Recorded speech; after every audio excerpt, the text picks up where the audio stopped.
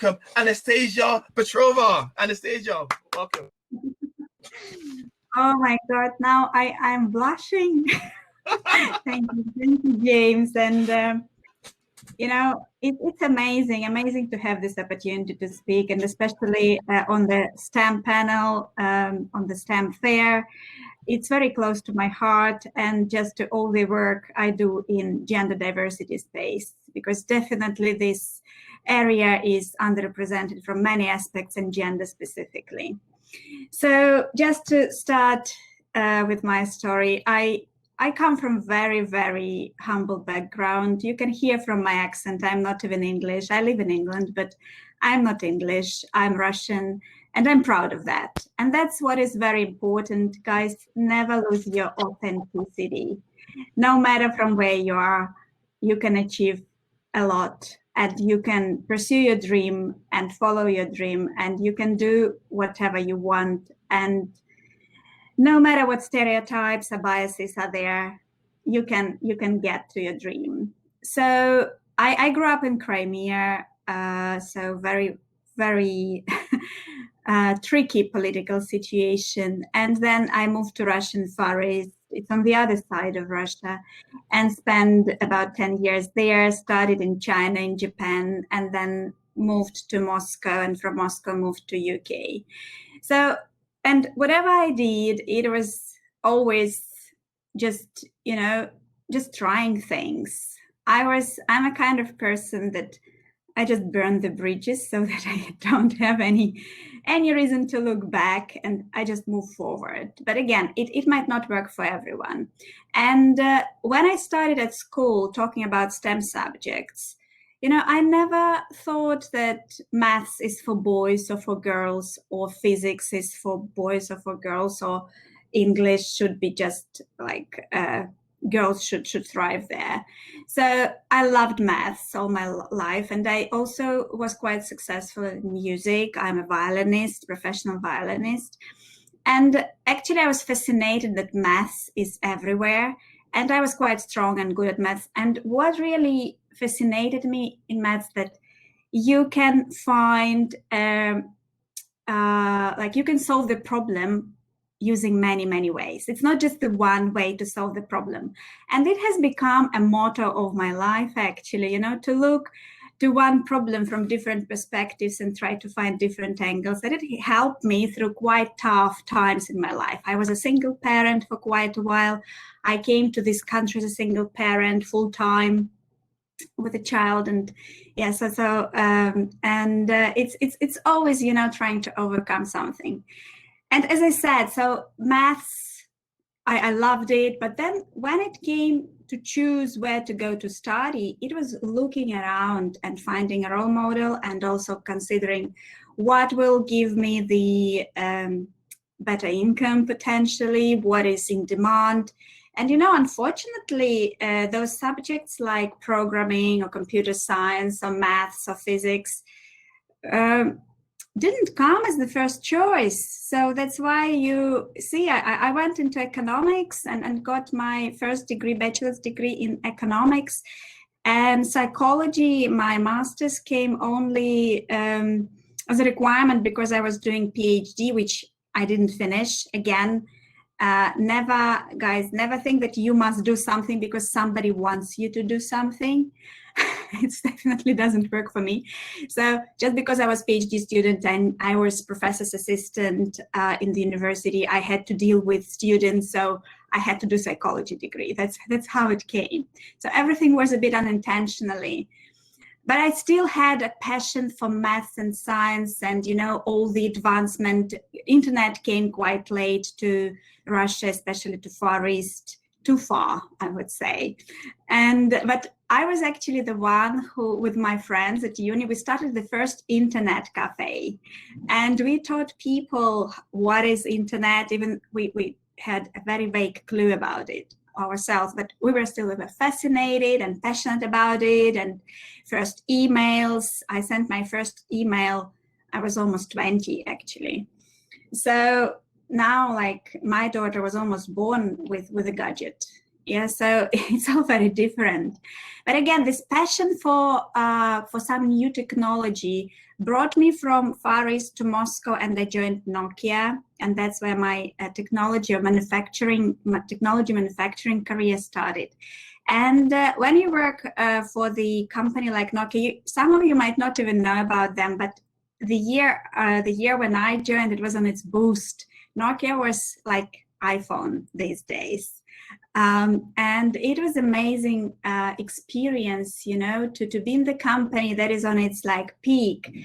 And I also experienced it's going down when it just went down and was purchased by Microsoft and totally killed.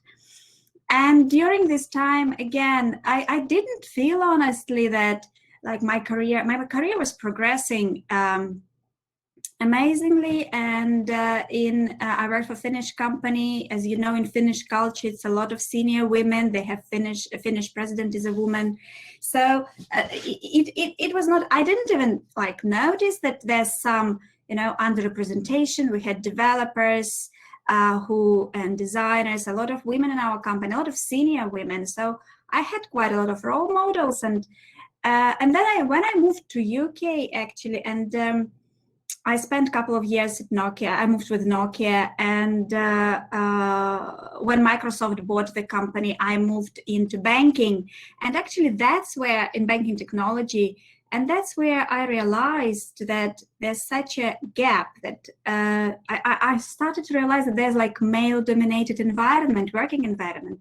When you come to the meeting room and you are the only one woman in the meeting room, and it's all like white, no offense, but it's to anybody, but it's usually white men in their 40s, 50s, and you're the only one woman. And I'm a bit bigger now, but I was quite petite woman. And somebody even, you know, didn't even pay attention to me that I'm VP role. They wouldn't look at that. It was like, oh, some girl there, maybe will take notes.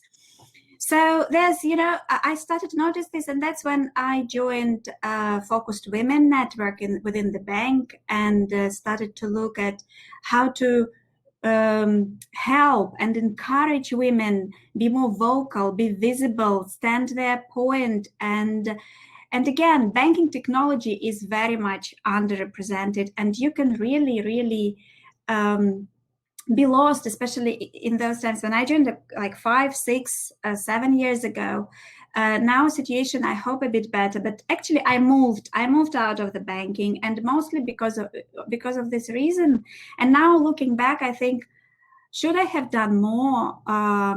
Maybe yes, maybe not, but I left and I went into software business because I believed that software is more, you know, like it's more advanced, it's more techy, trendy, and just more exciting. And people, you work with young developers, and the R&D department is usually like 20 young people in their 20s.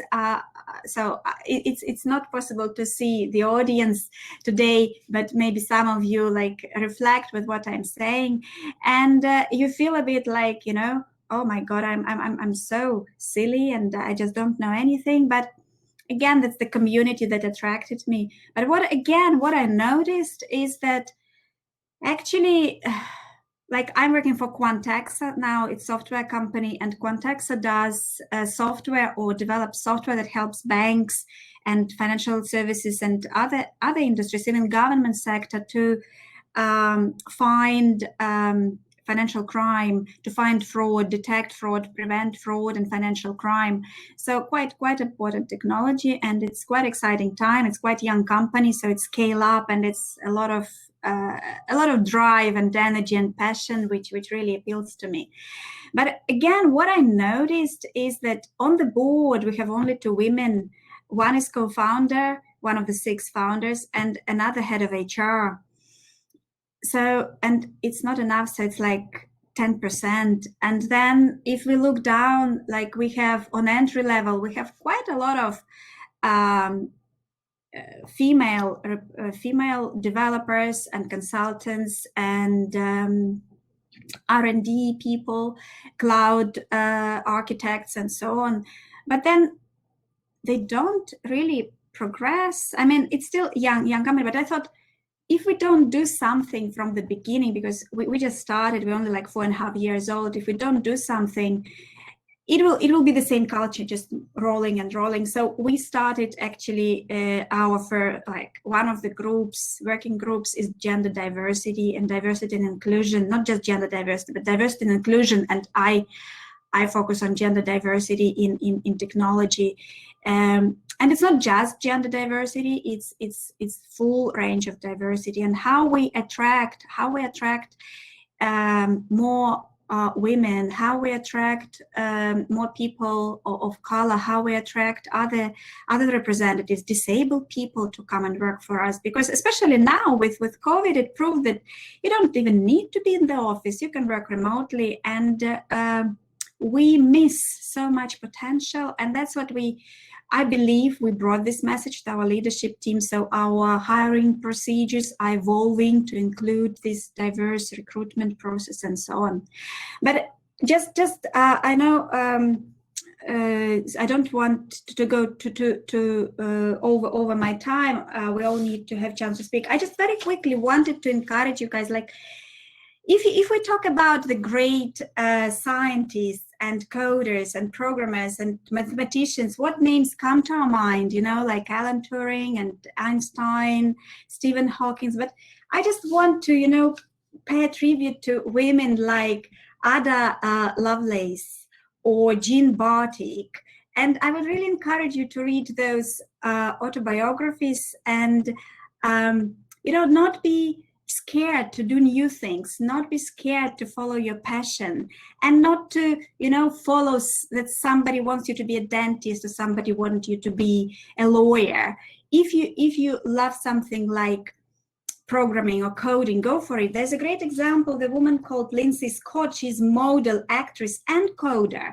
And actually the Forbes called her the 29-year-old stunner who cracks computer codes and stereotypes.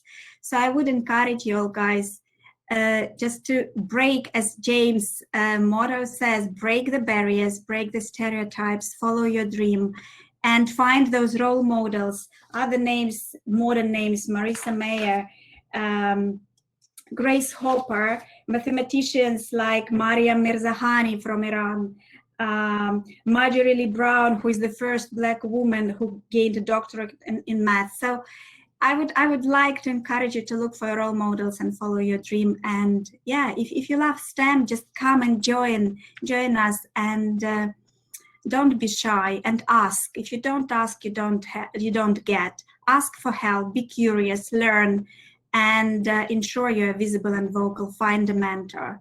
So that's very, very brief, and I hope I planted the seed for some thoughts and could encourage you to go into STEM.